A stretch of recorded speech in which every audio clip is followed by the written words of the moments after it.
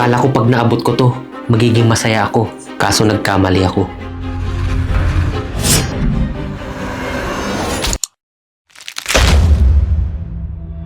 Limang buwan na akong nawala sa YouTube. At sa 5 buwan na yon, maraming nangyari. May mga bagay na natapos at may mga bagay din na nawala. At dumating sa punto na hindi ko na alam kung saan ulit ako magsisimula. Kaya imbis na pilitin ko yung sarili ko na gumawa ng content, akyat na lang tayo ng bundok. At di ko in-expect na dito ko pala mahanap yung bagay na matagal ko nang hinahanap. Nakita ko na yung sign. May warning dito. Yabang nyo ah. Nakikita ko na. Alam niyo yung pakiramdam na matagal nyo nang hinahabol yung isang bagay? Tapos nung nakuha mo na, hindi mo na alam kung anong susunod. Akala ko nga nung umabot na ako ng 100k subscribers, mas magiging motivated ako. Pero hindi pala ganun. Kasi habang tumatagal, mas tumahimik ako at mas nawalan ng gana. Kaya nagdesisyon akong umalis, hindi para tumakas, kundi para mag-isip. Napaisip nga din ako bakit kulay pink itong pailaw nila. Ibang klase, di ba? Kasing solid din ng makakasama natin sa hike natin ngayon. Walang iba kundi ang greatescape.ph. Kaya kung gusto nyo din mag-hike o mamasyal, mag-book na kayo dito sa kanilang mga socials and enjoy! Pero saan nga ba tayo pupunta? Ito ang Mount Ulap, isa sa pinakasikat na bundok sa Pilipinas. Sa taas na halos 1,900 meters above sea level. Sikat ito dahil sa Sea of Clouds, Pine Forest, at sa iconic na Gungal Rock. Pero ang mas nakakabilib, ang mga trail na dadaanan namin ngayon ay minsan nang nilakaran ng mga minero at mga katutubong ibaloy. And today, kami naman ang hahamon sa bundok na to. Hanggang sa makarating kami sa drop-off, hindi ko pa alam kung anong hinahanap ko. Pero ang alam ko, kailangan ko lang gumalaw. Kaya meron tayong mga inihandang misyon. Meron tayong 4 na misyon dito. Una, ang magkaroon ng kaibigan before makarating sa summit. Pangalawa, 3 beses lang ako pwedeng uminom ng tubig until summit. Pangatlo, ay malaman kung bakit adik na adik ang iba sa hiking nang hindi ito tinatanong kahit kanino. At ang pang-4, ay walang iba kundi maabot ang summit. At sa totoo lang, hindi ako sigurado kung kakayanin ko lahat yan. Pero isang bagay lang ang sinisigurado ko. May isang bundok na aakyatin at 4 na misyon na kailangan tapusin. Nag-ready na nga kami, nagmerienda, para naman may energy kami sa mahabang akyatan. May mga tindahan din dito kung may kulang ka. Medyo pricey lang, pero wala kang choice kung gusto mong makumpleto at maging mukhang legit na hiker. Habang nakatayo kami, may briefing pa si kuya. Seryoso, safety muna, bawal pabigat, bawal ang kampante. At sa gitna ng lahat, tanong sa isip ko, sino kaya sa amin ang aabot hanggang dulo? At sino ang susuko pa lang sa simula? 3 AM dito na nagsimula ang lahat. Madilim pa at tahimik ang lahat. Di ko na pinatagal, sinimulan ko na gawin ang unang challenge. Nahihiya ako makipag-usap, kaya tinutukan ko agad sila ng camera ko. Dito, nagkaroon ng maliit na conversation. Tinanong nga nila kung anong name ng vlog ko. Wesley. Basta may sasama kami clip dyan. Pag wala ko dito. And para sa first challenge ko, I think kulang pa yun. Kaya maglakad na muna tayo.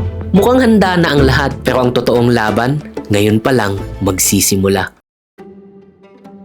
Pasikat na ang araw at ramdam na agad ang pagod sa bawat takbang. Pero pag huminto ka at nakita mo yung view, wow! Sulit lahat. Para sa first timer na tulad ko, ine-enjoy ko lang ang bawat step, kasabay ng tanawin at ng mga kasama kong sabay din humahanga sa paligid. Hindi ko akalain na ganito pala ang bundok. Matatarik, mataas, at minsan mapapaisip ka kung kakayanin mo pa. Wow. Parang Baguio.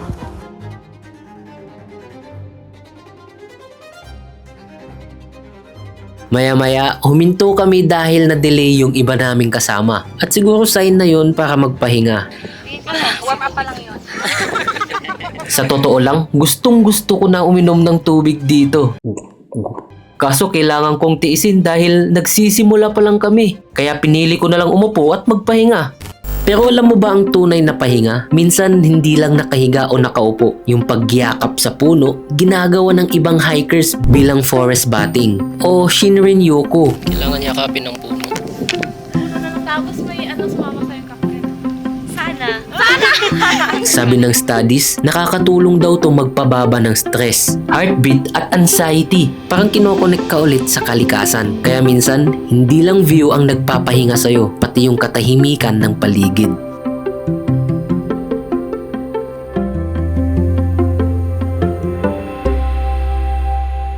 Hanggang sa marating namin ang 2-kilometer mark. At doon ako napahinto. Bakit ang daming taong nakatigil dito? At may isang dahilan lang kung bakit huminto ang mga hikers. Dahil super ganda ng view dito.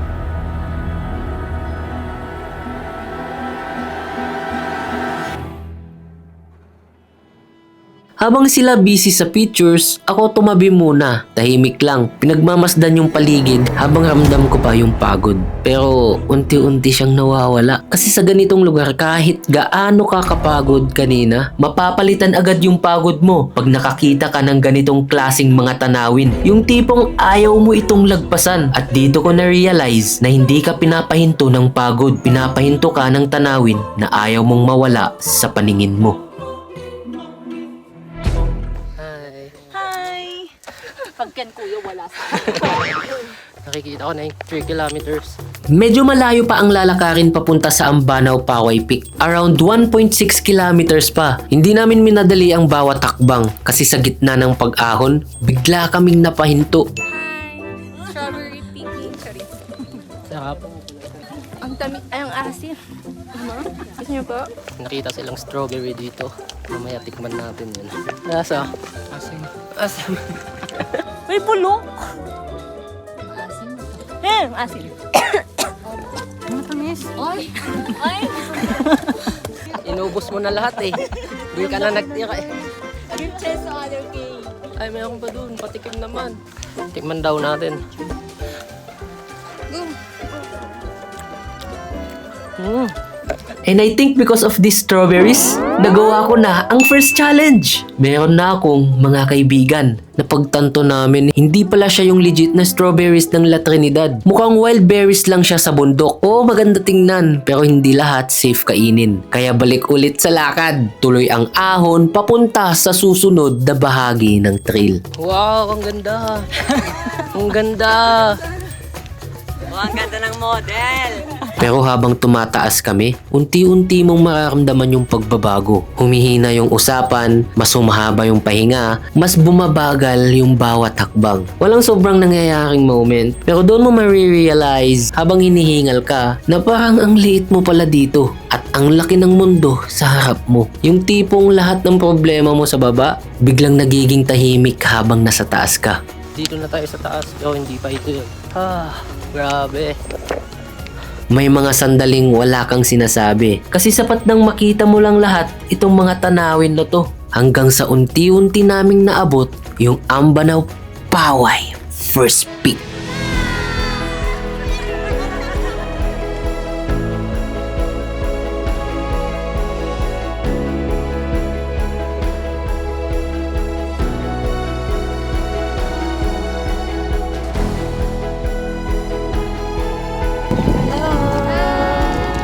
We survived the first peak! Pagkatapos ng first peak, tuloy lang ulit kami sa paglalakad. Sa moment na to, dito pa lang kami unti-unting nagkakasundo at nagiging close. Nauna na rin kami kasi nagpapahinga pa yung ibang kasama.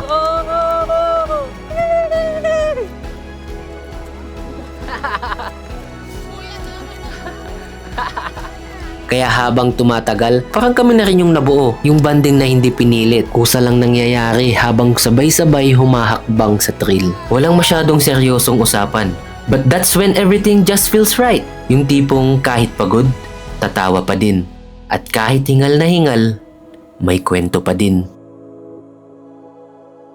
At habang papunta kami sa 5 kilometer mark, unti-unti ko nang nakukuha yung sagot sa misyon ko. Bakit nga ba nakaka-addict ang hiking? Akala ko dati dahil sa summit, akala ko dahil sa view. Pero habang tumatagal, parang hindi pala. Nakaka-addict ang hiking dahil nagbibigay ito ng freedom mula sa ingay ng mundo. Sa bundok, nakakanasan mo ang peace. Hindi lang tahimik ang paligid, kundi pati ang isip mo.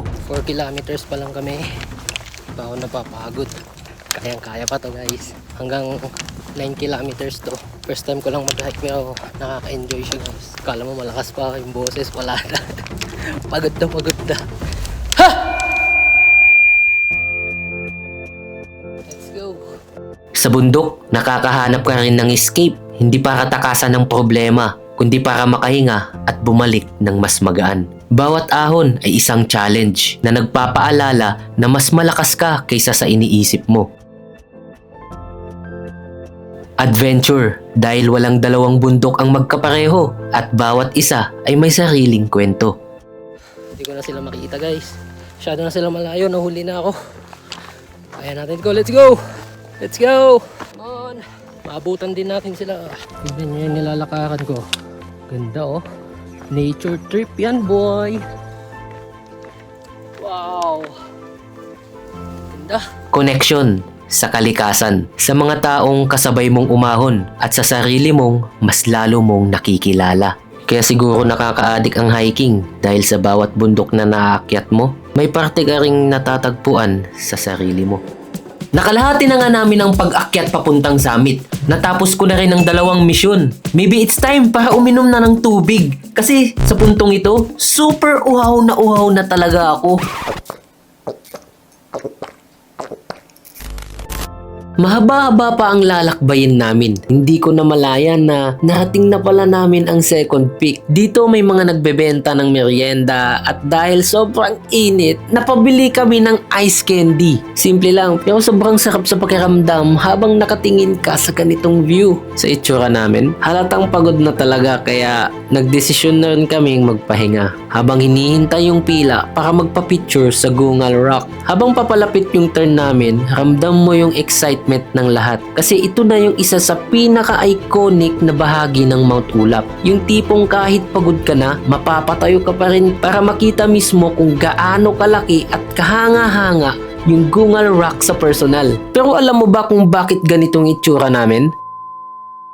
Hindi dahil sa pagod, kundi dahil nag-iisip na kami ng posing namin para mamaya. Kasi sa Gungal Rock, hindi ka pwedeng tumambay ng matagal. Ang daming nakapila, kaya mga 10 segundo ka lang sa gitna para magpa-picture. Ganito lang siya kabilis, kasabay pa ng drone shot at sabay-sabay na picture.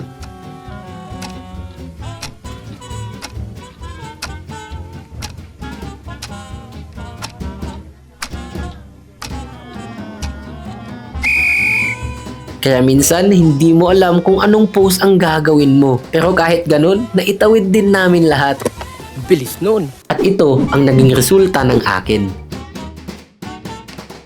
Kitang-kita sa mga mukha namin ang saya. Yung tipong kahit pawis na, hinihingal na, at halos gusto nang mahiga, hindi pa rin mabura yung ngiti. At habang nakatingin ako sa malawak na kabundukan, may naalala lang akong isang quote. You don't climb mountains to conquer them, but to discover yourself.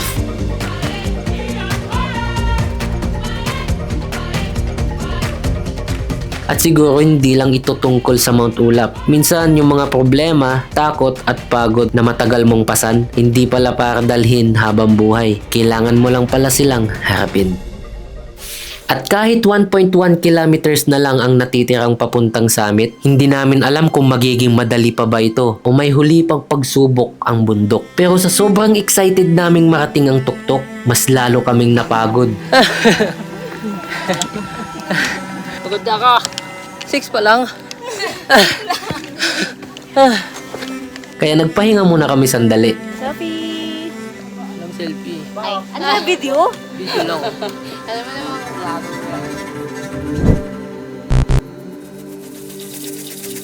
Hanggang sa may nadaanan kaming mossy forest. At para sa akin, Parang sign na yon kapag mossy forest na. Ibig sabihin, malapit na talaga. Yes, malapit na. Kaya tuloy-tuloy lang ang aming paglalakbay. Ayun na.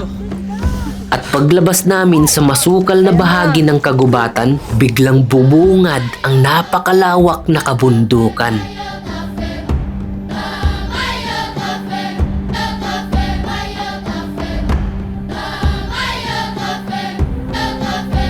Dito na kami! Ay, sigaw.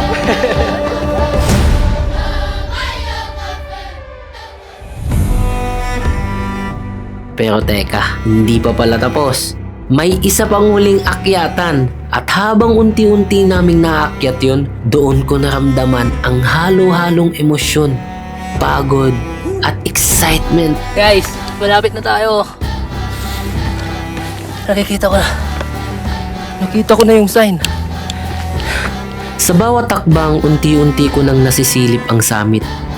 Hindi na ako halos makapagsalita. Hindi dahil wala akong masabi, kundi dahil hingal na ako. Ayan na. Ayun na, malapit ka na.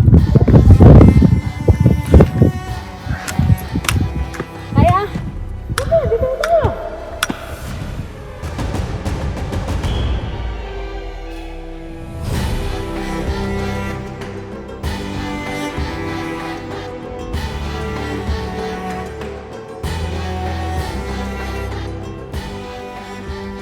Akala ko ang goal ko ay maabot ang summit. Pero habang papalapit ako dito, na-realize ko na hindi pala bundok ang inakyat ko, kundi ang sarili ko.